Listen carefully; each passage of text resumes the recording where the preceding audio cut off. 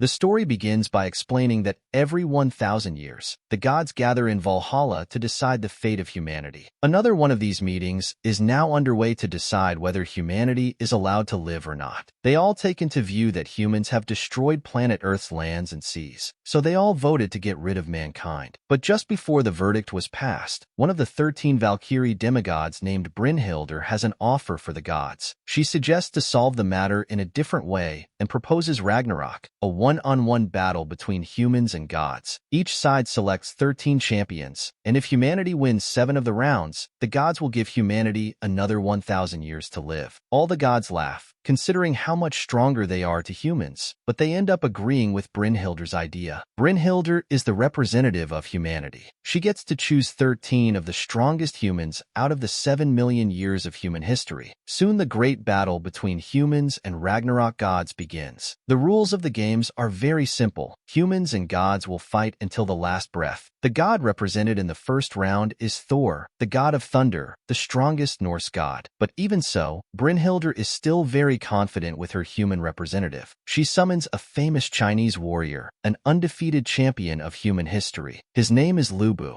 The first round begins, and they both approach each other without knowing how the other opponent will attack. Thor and Lu Bu have similar fighting styles, and they are the ones known to be able to defeat their opponents with a single blow. They both strike, and Thor uses the four-hammer attack, and Lu Bu uses the halberd to withstand it. Then suddenly, Thor activates the divine lightning power where he tilts his whole body backwards after using the attack, making everyone believe he was going to win. Lu Bu suddenly emerges from the fog, injuring Thor. The gods are shocked that a human weapon could even injure a god, but it turns out that before the match began, the 13 Valkyrie demigods all gathered together to create weapons for the representatives of humanity. The demigods transform themselves into weapons for humanity to use against the gods. They are known as divine weapons. Lu Bu is using the 4th Valkyrie known as Rangris, who possesses the power to break a god's armor. Lu Bu then uses the divine weapon to destroy Thor's glove armor. After that, a thumping sound is heard from within the hammer. Thor uses the gloves to seal his full power and prevent Thor from crushing his own hammer after he removes his gloves. Thor is now getting serious as he uses his full strength to throw the hammer at Lu Bu. But Lu Bu dodges it and counterattacks after the hammer returns to Thor. But once again, he dodges it. However, the return of Thor's hammer is necessary as he needs this to happen, so he can activate the skill known as the Gerard's hammer. He uses the Gerard, and a huge explosion occurs. Then all the gods are stunned, as there should be no way Lu Bu would be able to survive. But Lu Bu blocks his attack. But even though he blocks it this time, Lu Bu broke his legs as the human body can't withstand that much pressure. And this is one of the reasons why humans can't defeat gods. At this moment, all hope for humanity is lost, and even Lu Bu thought his time has come. Then suddenly, Red Hair, Lu Bu's horse, appears on the battleground. He struggles because of his injured legs, but somehow manages to get on the back of Red Hair. He approaches Thor with his ultimate and final technique, which he developed over several decades of training. The crowd is cheering for Lu Bu as he goes in for his final attack called the Sky Piercer, while Thor throws the hammer with all his might. But Lu Bu's power is unmatched against a god, and Thor is shown victorious. However, even after being defeated, Lu Bu is still happy of the outcome because he finally challenged a worthy opponent. His army charges onto the battlefield and scream out at Thor to end them so they can reunite with their lord Lu Bu now that he's gone. So Thor answers their wishes, and they all get wiped out by the hammer. And now mankind is one step closer to extinction. Brynhildr, the representative of humanity, decides to summon the next human who has a special code next to their name. This will be the champion in the second round. As he appears, all mankind recognize exactly who it is. He's the one who hates the gods the most throughout human history. It's the one and only original ancestor of mankind, Adam. Adam's opponent is Zeus, who is the god of gods. They didn't expect such a powerful god to participate in the second round, since the original opponent for Adam was meant to be the Indian god Shiva. But at the very last second, he was swapped with Zeus, thus making Brynhildr very worried. Adam then enters the battlefield with confidence and doesn't care about who he's facing. Then Zeus appears with a very dominating aura and uses his power to boost his physique before the round starts. Regenleaf, the seventh sister of the Valkyries, offers herself as Adam's weapon. They combine souls, and the people are shocked when they see Adam's weapon, which is an iron fist or knuckle dusters, which he can use to defeat the oldest god in the universe. Zeus is the first to attack, and he unleashes a punch at the speed of light, but Adam simply dodges it, which infuriates Zeus. Then Zeus uses even more power and does the meteor jab technique. But even so, Adam still manages to easily dodge all his combo attacks. But then Adam strikes back using the same moves as Zeus. He does this by using his special ability called Eyes of the Lord. The gods created Adam as a perfect reflection of themselves, so Adam is able to copy and he moves the gods use against him. Adam is winning the fight so far by striking Zeus with his own powerful attacks. Suddenly, Zeus changes his approach of attack from punching to kicking. He uses the kick against Adam, but Adam once again dodges this and uses this move to knock down Zeus. Zeus starts to get angry and uses his final attack, something he learned from his father when he was a young god, which is to stop time entirely, and we see that everything stops moving. This is the divine power which defies all the laws of time. But to everyone's surprise, it was actually Zeus who got knocked down. Everyone is shocked after seeing this scene just now. Adam's divine reflection power is too great. Everyone thought this round ended with a victory belonging to Adam. And while humanity were rejoicing, Zeus all of a sudden stands back up. But in anger, Zeus starts getting serious as for the first time in millions of years, someone has forced Zeus to bring out his final form known as Adamus. But this form is limited, as he can only be in it for 12 minutes. Zeus actively attacks, but Adam uses Eye of the Lord to copy him in this form and uses Zeus's power to counterattack. It looks like Adam is going to be the winner, but Adam's eyes are starting to get overheated because he's using the Eye of the Lord's skill for too long. And for Zeus, every strike he does while in this final form carries an enormous amount of power. So Zeus is also having a hard time because his body is starting to reach its limit of endurance. The spectator Loki notifies everyone that this is now a battle of time to see whose power will run out first. After delivering another punch, Adam's eyes are now completely blind. Taking this opportunity, Zeus counterattacks with his power. Adam tries his best to defend because he couldn't see anything, and Adam takes a massive hit from Zeus. While all of humanity is in despair, a voice calls out to Adam, and at the last moment, the father of all of mankind is still determined to protect all of his children. It was a miracle seeing Adam get back up and continue the fight being in his condition. After Zeus takes another punch from Adam, Zeus collapses, but everyone realizes that Adam is standing completely still. Everyone thought that Adam had won, but it turns out that Adam had already taken his last breath moments ago when he went blind. But even after his death, his soul lived on and continued to fight on for his children. Zeus was claimed the winner in the second round. So after 2 matches, 2 humans and 2 Valkyries are dead. Humanity must win the third round. At this moment, Brynhilde received word that the god Poseidon will be the opponent in the third round. Poseidon is the brother of Zeus, a god known for being the most brutal, and he's the ruler of the seas. Brunhilde was finding it hard to select the right person for the third round, and just then, an old guy walks in saying he would represent mankind. His name is Sasaki Kajiro, also known as the greatest loser in history. Even in death, he continued his path to becoming the greatest swordsman. When Kajiro draws a sword, everyone is shocked to know that he reached the highest level of a swordsman. He's the number 1 under the sun. The match began, but both of them are just standing still. Kajiro is wielding Minohar, the divine weapon formed by the Valkyrie Valand, the second sister of the Valkyries. Poseidon wasn't even looking at Kajiro because he considers himself far more superior than him. He even feels like he's more superior to all the gods in the universe. After they were standing for some time, nobody noticed what was going on except from some of the gods. But Kajiro was actually already fighting Poseidon, but in his mind, and has lost the Babel 18 times in his mind. This is one of Kajiro's techniques called the 1000 image of defense, which creates a virtual copy of his opponent in his mind, allowing him to try out different attack patterns. Kajiro now knows that if he takes the initiative to attack first, Poseidon will finish him off immediately. Kojiro is sure that no matter how he attacks, he will be defeated by Poseidon. After a series of calculations, Kojiro still decides to strike first. According to the law of inertia, when slashing at 200 kilometers per hour, the sword will not be able to change direction. But Kojiro is different and uses a special skill called the Tsubum Gishi. After using Tsubum Gishi, Poseidon looks into the eyes of a human for the first time. He starts approaching Kojiro and unleashes multiple attacks, but Kojiro easily deflects them all in an instant. He can do this because Kojo is still using the 1,000 images of defense in his mind, so he's able to see all of Poseidon's moves. At this moment, Poseidon starts whistling. This attack is so fast that Kojiro can't react in time. At this moment, Poseidon has a smug look on his face and says, "What's wrong? I thought you were able to read your opponent's moves." Poseidon uses the Emperor Tidy attack on Kojiro. The gods are still shocked at Kojiro's defenses. They can't believe an ordinary person can get to a level comparable to a god. Kojiro can block all of Poseidon's attacks at the speed of light. Suddenly, Kojiro takes the initiative to counterattack, and after a fast sword slash, Kojo then reverses his sword hand. It is a secret technique, but it is completely useless in the face of Poseidon's overwhelming power. Poseidon broke the sword in half, and mankind lost all hope. We then get a quick flashback scene of Kojo fighting the last opponent he faced. His name was Musashi Miyamoto, a legendary swordsman. He remembers the joy of training with him to become the number one under the sun. After this, for the first time in his life, he pushed for victory. He stood once again with his broken sword and uses the Valkyrie weapon regeneration skill, which gives him 2 swords. With the new swords in hand, Kojiro attacks Poseidon with his full power, using everything he experienced from the legendary swordsman of his time, and managed to kill Poseidon. This being the first time a god of the sea is killed by the power of a human.